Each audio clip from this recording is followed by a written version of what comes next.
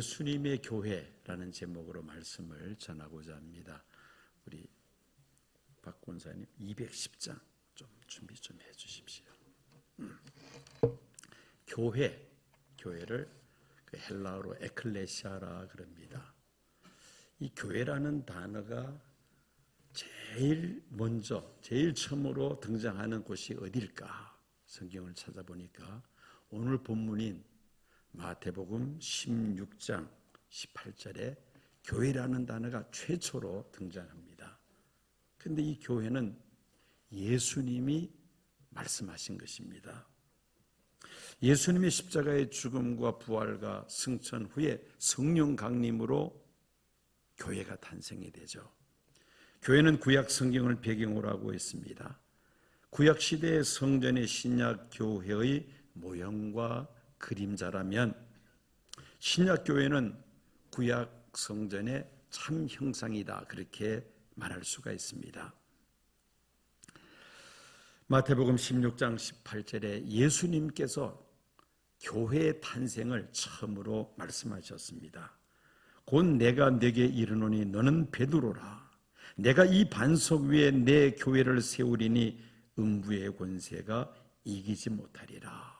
예수님은 앞으로 탄생할 그 교회를 내 교회라고 말씀하셨습니다. 내 교회, 즉 예수님의 교회라는 말씀이죠. 그래서 오늘 설교 제목이 바로 예수님의 교회입니다. 그 예수님의 교회에 대하여 우리가 찬송 한 장 부르고 제가 말씀을 전하도록 하겠습니다. 210장 시온성과 같은 교회 찬송 부르겠습니다.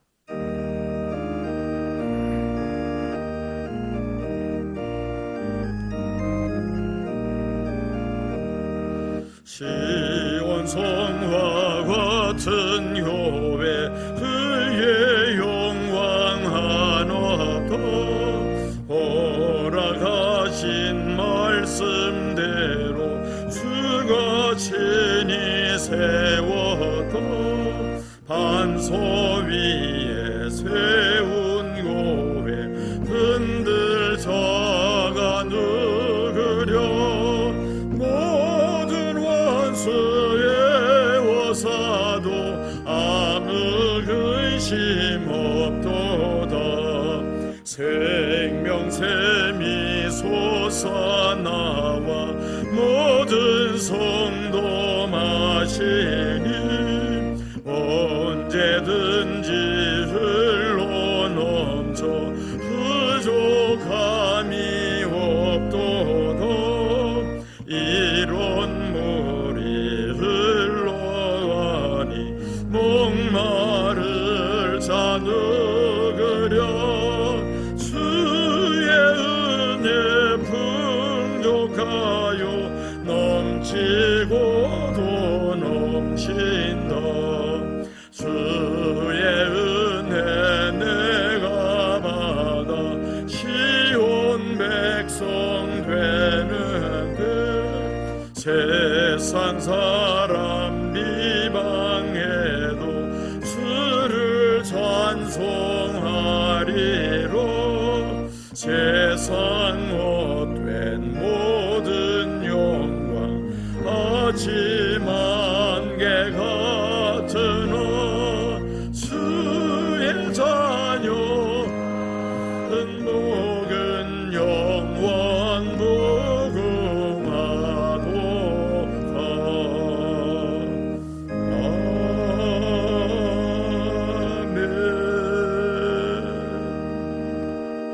아멘. 예수님은 예수 그리스도로 말미암아 탄생할 그 교회를 내 교회라고 말씀하셨습니다. 예수님의 교회, 예수님이 원하시는 교회, 예수님이 기뻐하시는 교회, 그런 교회는 어떤 교회일까? 오늘 말씀을 통해서 네 가지를 한번 살펴보고자 합니다. 예수님은 예수 그리스도로 말미암아 장차 탄생될 교회를 이 반석 위에 세우리니라고 말씀하셨습니다. 반석 위에 세우는 교회, 이것이 바로 예수 그리스도의 교회라는 말씀이죠. 로마 천주교에서는 이 반석을 베드로로 해석합니다. 그래서 로마 천주교에서는 일대 교황을 베드로로 그렇게 추대를 했죠. 그리고 지금까지 그 교황이 지속됩니다. 왜 베드로를 일대 교황으로 그렇게 세우고 예수님이 말씀하신 반석 위에 세운다는 이 말씀을 그 교황 위에 세운다. 그래서 교황을 절대시 신성시합니다. 심지어 교황 무호소를 주장하죠. 교황은 죄가 없고 또 실수가 있을 수가 없다. 바로 이 반석 위에 세운다는 말씀을 베드로 위에 세운다, 그렇게 해석하기 때문입니다. 그러나 우리 개신교에서는 그렇게 해석하지 않습니다. 반석과 같은 베드로의 신앙 고백 위에 세운다는 말씀으로 그렇게 우리 개신교에서는 해석을 하죠. 예수님께서 제자들에게 질문하십니다. 너희는 나를 누구라 하느냐? 이때 12명의 제자 가운데 수제자라 부르는 그 베드로가 대답을 바로 합니다. 주는 그리스도시요 살아계신 하나님의 아들이십니다. 예수님께서 그 베드로의 신앙 고백을 칭찬하시죠. 예수님이 바라시는 그 대답을 베드로가 정확히 했다는 것입니다. 그 베드로의 신앙 고백 위에 예수님은 예수님의 교회를 세우시겠다는 말씀입니다. 이것이 바로 우리 개신교의 해석입니다. 예수님의 비유 가운데 집 짓는 자의 비유가 있습니다. 한번 방송실 올려주십시오. 바로 이 그림입니다. 예수님의 비유죠. 반석 위에 세운 집이 있고 모래 위에 세운 집이 있다.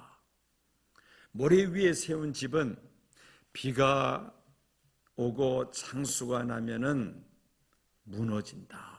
그러나 반석 위에 지은 집은 비가 오고 창수가 나도 무너지지 않는다. 좀 더 이야기 쉽게 표현한다면은 장마가 지고 홍수가 나도 반석 위에 지은 집은 끄떡없지만은 모래 위에 지은 집은 어떻게 됩니까? 비가 많이 오면은 땅이 침하가 됩니다. 그러면서 벽이 갈라지고 심지어 무너지는 경우가 있다. 또 홍수가 나면은 그 땅을, 그 모래를 휩쓸어 가면서 집 통째로 쓸어가 버리죠. 이게 바로 모래 위에 지은 집입니다. 그러나 반석 위에 집을 지으면은 아무리 비가 많이 오고 홍수가 나도 집이 무너지지 않는다는 겁니다. 여기서 반석은 무엇입니까? 예수님의 말씀이죠. 예수님의 말씀을 듣고 그 말씀대로 행하는 자는 반석 위에 집을 짓는 지혜로운 자와 같다. 예수님 말씀하셨지 않습니까? 영원히 변치 않는 주님의 말씀 그 터 위에 믿음의 집을 짓는 사람. 그러나 말씀을 듣지도 않고 들어도 그 말씀에 순종하지 않는 사람은 마치 모래 위에 집을 짓는 것과 같다. 쉽게 그 집은 무너져 버린다는 예수님의 말씀입니다. 자, 예수님께서 베드로의 신앙 고백을 들으시고 이 반석 위에 내가 내 교회를 세운다 말씀은 사람 위에 교회를 짓는다는 말이 아니고요. 베드로의 그 신앙 고백 터 위에다가 예수님의 교회를 세우신다는 겁니다. 믿으시면 아멘 하시기 바랍니다. 여러분, 그 세계 경제 수도라 말할 수 있는 뉴욕의 맨하탄에 가면은 저렇게 빌딩 숲을 이루고 있습니다. 저 맨하탄은 사실 섬입니다. 섬. 일반적으로 섬 하면은 강물에 모래가 쓸려와서 그 모래가 쌓여서 섬이 되죠. 그런데 저 맨하탄이라는 섬은 모래가 쌓여서 만들어진 섬이 아니고 저 밑은 안반입니다. 안반. 만약에 저 섬이 모래가 쌓여된 섬이라면 저렇게 빌딩 숲을 세울 수가 없습니다. 무너집니다. 그러면은 집안이 약해서 그 섬 자체가 암만으로 되어 있기 때문에 지금 겉으로 볼 때는 저렇습니다만은 저 밑으로 차를 타고 지나가면은요, 저 빌딩이 엄청납니다. 어마어마합니다. 빌딩 완전히 숲을 이루고 있어요. 바로 반석 위에 저런 빌딩을 세웠다는 겁니다. 그러니 아무리 홍수가 나고 비가 와도 저 건물들은 끄떡 없습니다. 지진이 나도 끄떡이 없죠. 영원히 변치 않는 반석과 같은 하나님의 말씀인 성경을 우리가 바로 알고 믿으며 또 반석과 같은 성경에서 증거하고 있는 하나님의 아들 예수 그리스도를 나의 주님으로 모실 때에 우리의 믿음은 흔들리지 않는 반석과 같은 믿음의 사람이 되는 줄로 믿습니다. 예수님이 원하시는 교회는 어떤 교회냐? 반석과 같은 하나님의 말씀의 터 위에 세워진 교회. 예수님을 나의 주 그리고 살아계신 하나님의 아들 나의 구세주로 영접한 성도들의 공동체 위에 세워진 것이 바로 교회라는 것이죠. 교회는 사실 옮기기 말한다면 이 건물을 말하는 게 아닙니다. 건물은 그냥 예배당이라고 부르죠. 교회는 하나님의 부르심을 받은 성도들의 공동체입니다. 반석과 같은 그런 믿음 위의 터 위에 세워진 성도들의 모임, 성도들의 공동체 바로 교회라는 것입니다. 다시 한번 예수님이 원하시는 교회는 반석과 같은 믿음, 반석과 같은 하나님의 말씀의 터 위에 세워진 교회가 바로 예수님의 교회인 줄로 믿습니다. 두 번째로 예수님은 장차 탄생될 그 교회를 내 교회라고 말씀하셨습니다. 예수님의 교회, 즉 교회의 소유자는 누구라는 겁니까? 예수님이라는 거죠. 사람이 교회의 소유자가 아니라 예수님이 교회의 소유자라는 말씀입니다. 심지어 사도 바울은 교회의 머리는 예수 그리스도라고 강조하고 있죠. 교회의 머리는 예수 그리스도다.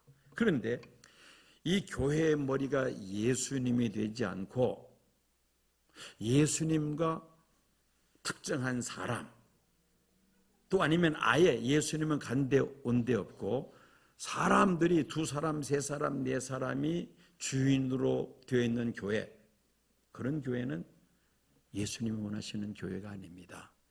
예수님의 교회가 아니라는 것이요, 사람의 교회죠.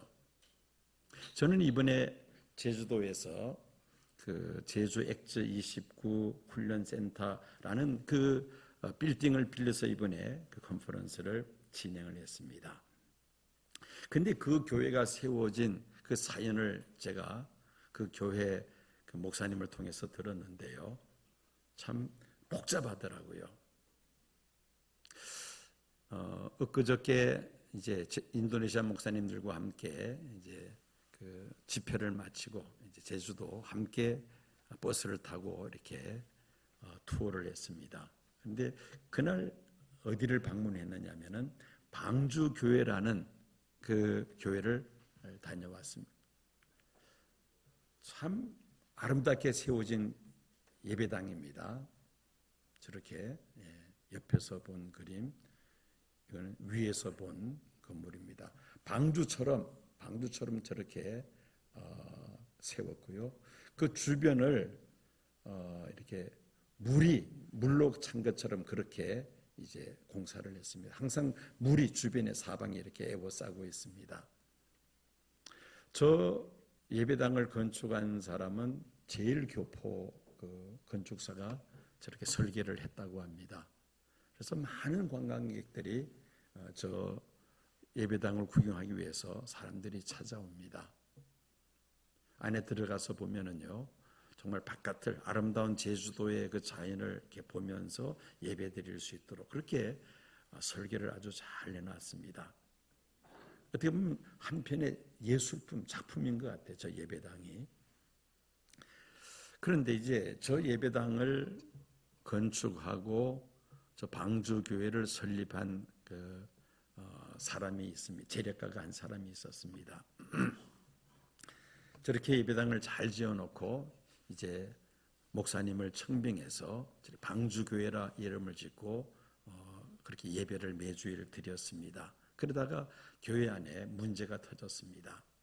뭐냐면은 저 건물이 저 예배당을 건축한 사람의 만든 재단에 소속이 되어 있습니다. 재단 소속으로 뭐 교회 자체 무슨 비영리 재단이나 아니면은 뭐 노회 유지 재단에 이렇게 등록된 게 아니고 자기 개인이 가지고 있는 어떤 법인의 소유로 그렇게 해놓고는 이제 저기서 영리를 사업을 하는 겁니다.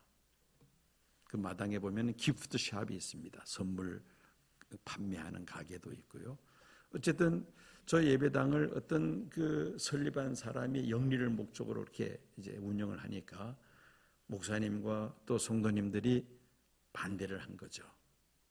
이것 때문에 이제 막 소송이 일어나고 법정 소송을 하고 또 우리 총회 재판에 들어가고 그러면서 이 설립하신 분이 목사와 거기에 동조하는 교인들을 접근 금지령을 내려서 이분들이 다 나가서 따로 이제 교회를 개척한 겁니다.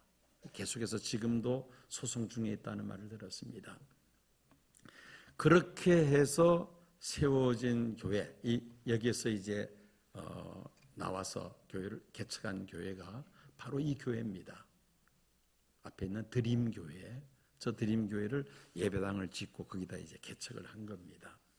했는데 교인들 숫자가 뭐 몇십 명 정도 이렇게 모이는 교회였다고 합니다.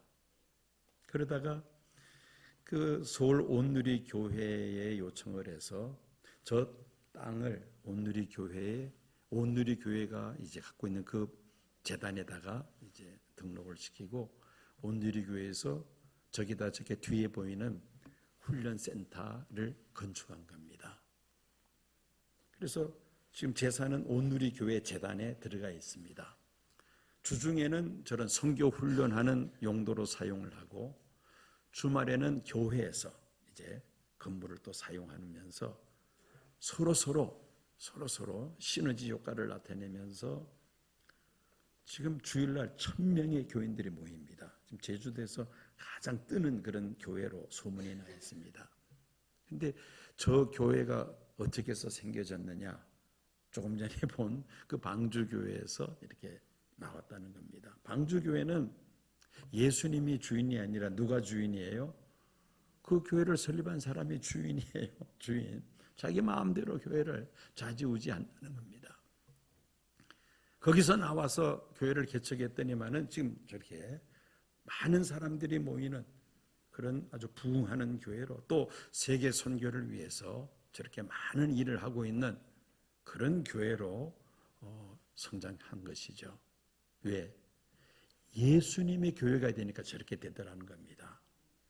사람이 주인이 되는 교회는 이건 뭐 늘 시끄럽습니다. 늘 교회가 갈등이 있고 분쟁이 있고 그러나 예수님이 주인이 되시면은 저렇게 교회가 안정되게 성장하고 부흥하는 너무나도 대조적인 그런 모습을 이번에 보고 왔습니다. 여러분 샴 쌍둥이라고 들어보신 적이 있습니까? 샴 쌍. 몸은 하나인데 머리가 둘이에요. 제가 사진 하나 보여드릴게요. 예. 이건 실물 사진입니다. 예. 희한하게 생겼잖아요. 몸은 하나인데 머리가 둘이에요. 저 실물입니다. 그림 아닙니다.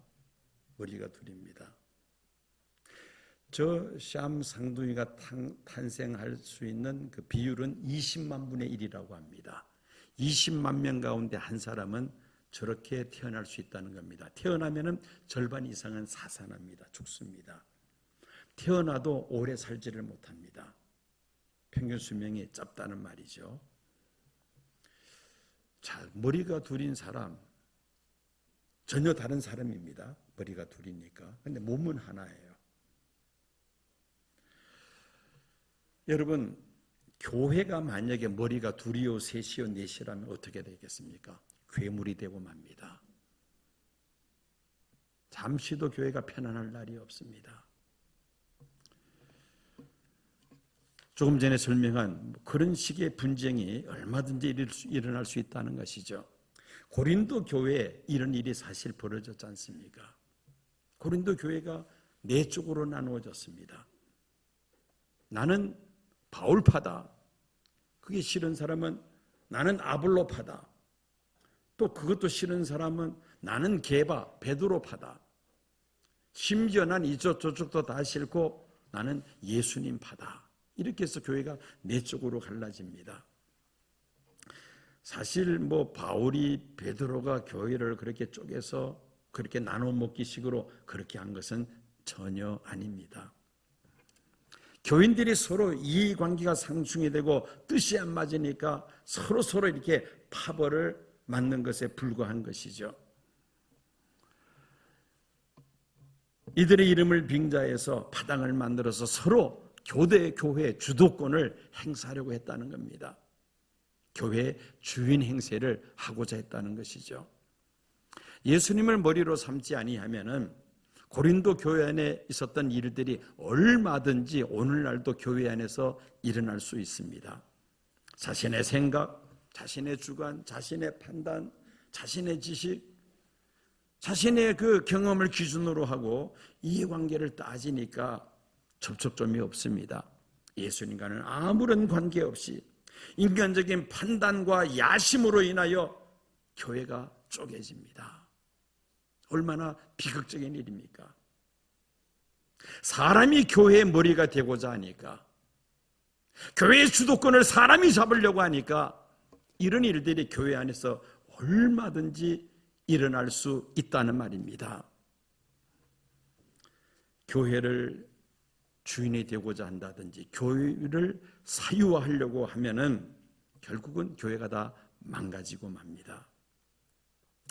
우리 한국 교회의 그 담임 목사직을 자녀에게 승계하는 문제에 대해서 왈가왈부 말들이 많습니다.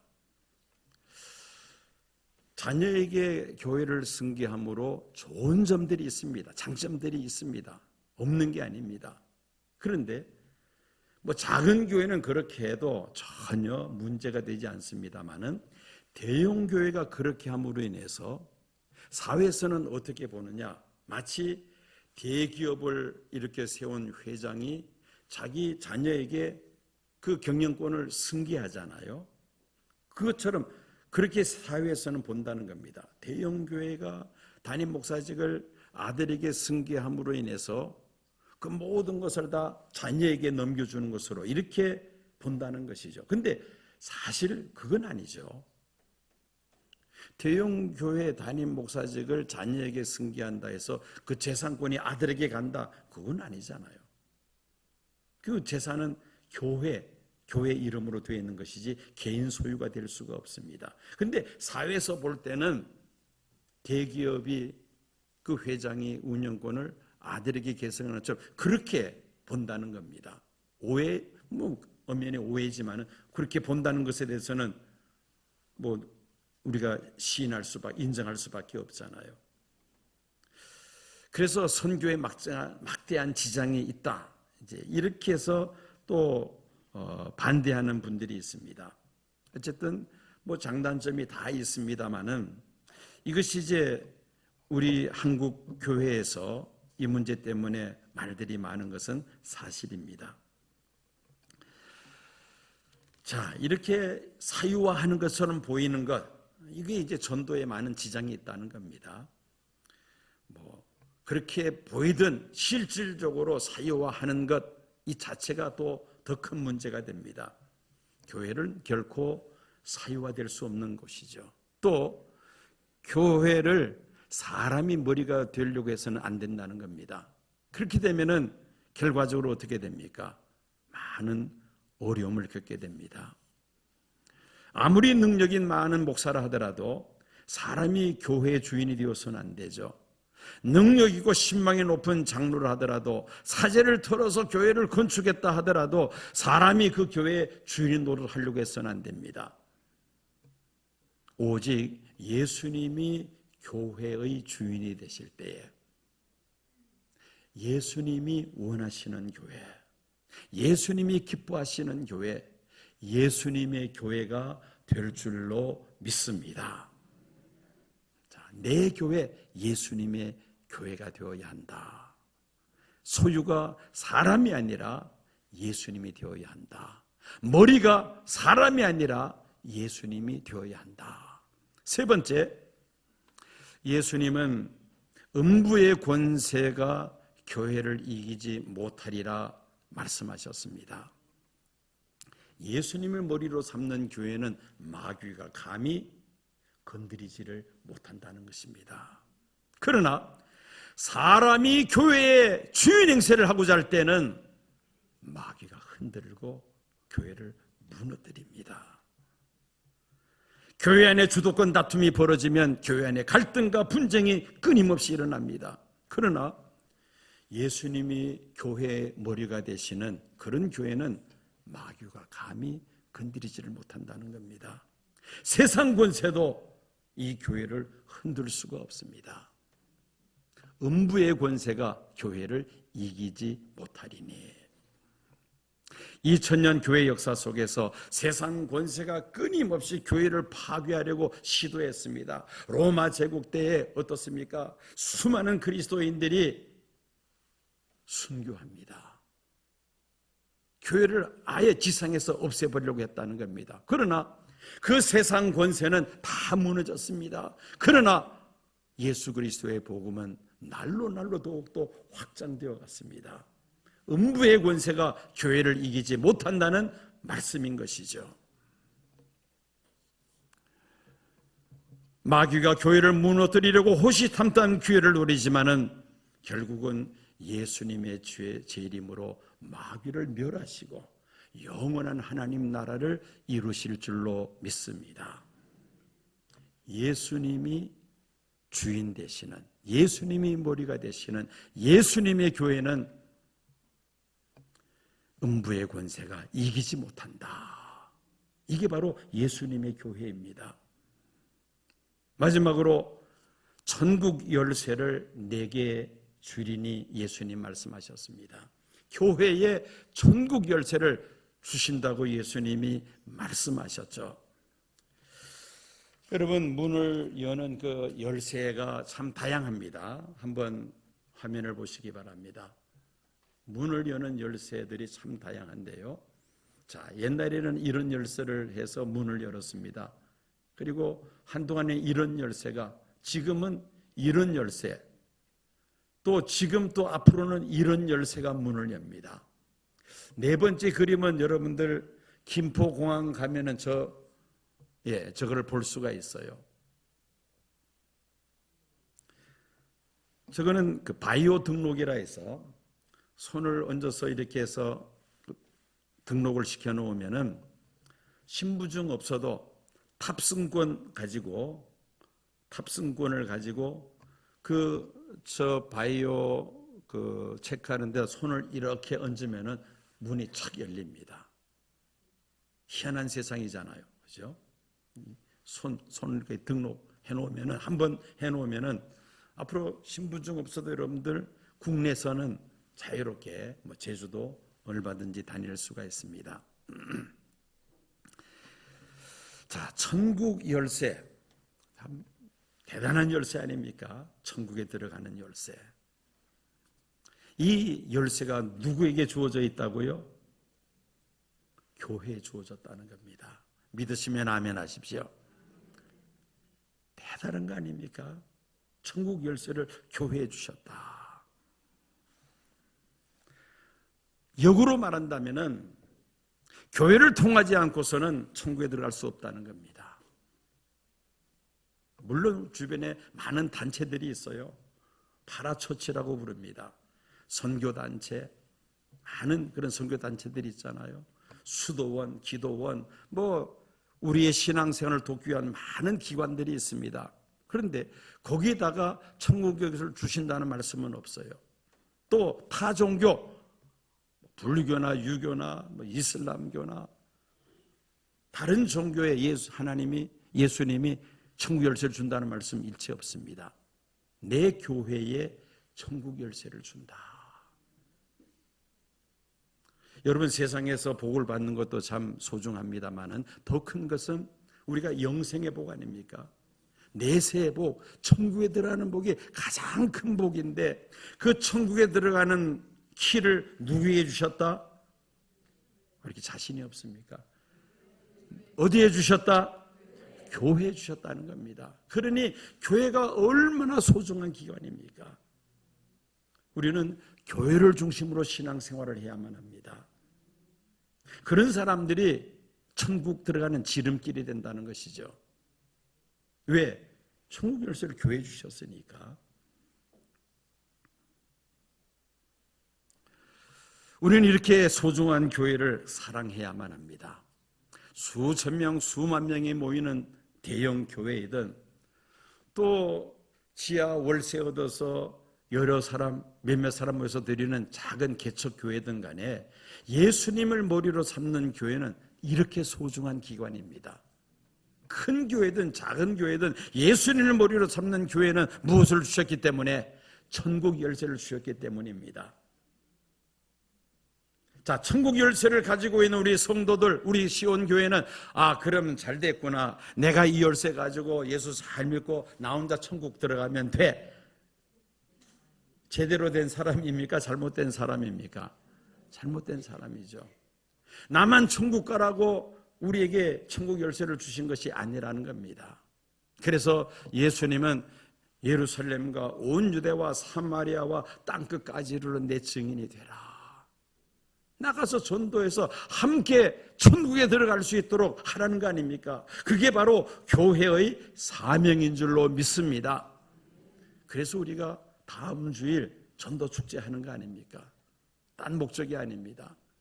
우리에게 주신 이 천국 열쇠를 가지고 많은 사람들에게 전하여 함께 예수 믿고 구원받고 함께 천국 가자는 겁니다.